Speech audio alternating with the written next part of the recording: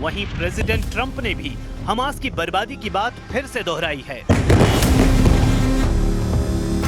Is the deadline you're going to put on A that before you reasonable take period of action? time, pretty quickly. Mr. A President. reasonable period of time. ये आखिरी चेतावनी है, भयानक और डरावनी चेतावनी है। इसके बाद हमास नर्क की तबाही झेलने पर मजबूर होगा। दावा प्रेसिडेंट ट्रंप ने किया है। ट्रंप ने ऐलान किया कि गाजा में अब इजराइल नहीं, अमेरिका के बम फटेंगे। अमेरिकी B-2 बॉम्बर से धमाके हो सकते हैं। अमेरिका के जंगी बेड़े गाजा का नक्शा तक मिटा सकते हैं। अगर हमास ने हथियार नहीं छोड़ा, अगर हमास ने समझौता तोड़ा, अगर हमास ने इजराइल को निशाना बनाया, तो फिर गाजा में कोई सलामत नहीं बचेगा। लेकिन हमास लड़ाके तो अपने खूनी मिशन में जुटे हैं। हमास लड़ाकों ने प्रेसिडेंट ट्रंप और नेतन्याहू को डबल झटका दिया है।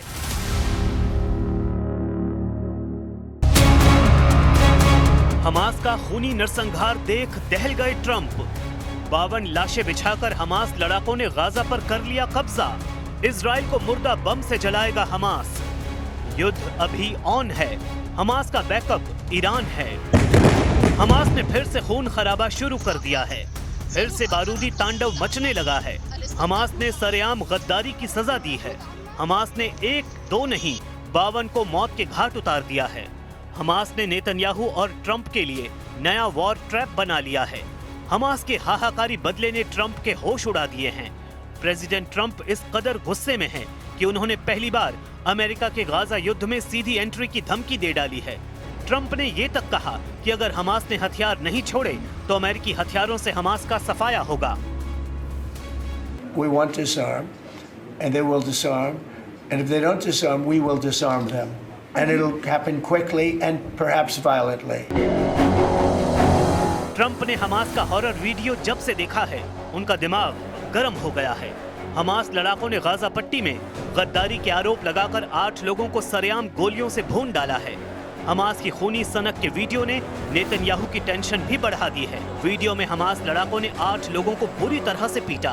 बाद में इन लोगों की आंखों पर पट्टियां बांधकर सड़क पर घुटनों के बल बिठाकर गोलियों से छलनी कर दिया। ट्रंप ने हमास के कत्लेआम को गाजा में गैंग वॉर का नाम भी दिया है। Going to disarm, and initially speaking, they needed. They did take out a couple of gangs that were very bad, very bad gangs, and they did take them out, and they killed a number of gang members, and that didn't bother me much. Israel defence force के Gaza पट्टी से जाने के बाद से Hamas ज्यादा से ज्यादा इलाके पर कब्जे में जुट गया है। हमास ने दगमूश कबीले के साथ भिड़ंत में भयानक हमले किए हैं।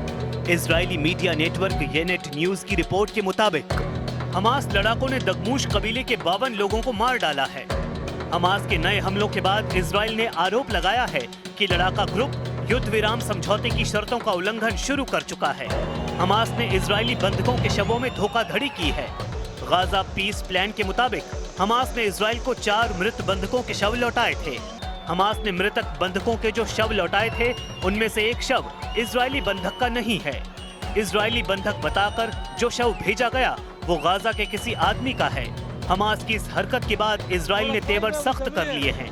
पीएम नेतन्याहू ने धमकी दी है कि अगर हमास ने समझौते की कोई भी शर्त तोड़ी तो ऐसी तबाही होगी जिसकी कल्पना नहीं की जा सकती।